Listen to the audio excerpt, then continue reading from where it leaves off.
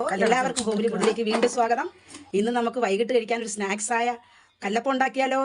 ഇനി നമ്മൾ അതിന് വേണ്ടി 1 കപ്പ് ഗോതമ്പ് മാവാണ്. ശകലം ഉപ്പ് നമ്മൾ ഇതിലേക്കിടാം. പഞ്ചസാരയാണ് ആഡ് ചെയ്യുന്നതിനകത്ത്. ബാക്കി കാര്യങ്ങൾ തേങ്ങ, ഇഞ്ചി, വെളുത്തുള്ളി, കറിവേപ്പില, ചീര, മല്ലിയില, ക്യാരറ്റ്, ഉള്ളി, ആവശ്യത്തിന് വെള്ളം, 1 ടീസ്പൂണ് നെയ്യും കൂടി ഇതിനകത്ത് നമ്മൾ ആഡ് ചെയ്യുന്നു.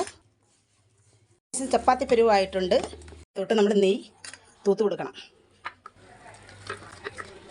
ഇത്തിരി നെയ്യ് ഇതിലേക്ക് നമ്മൾ കല്ലപ്പം ഈ ഇലയിൽ നിന്നും ഈ ദോശക്കല്ലിലേക്ക് മാറ്റുവാണ്.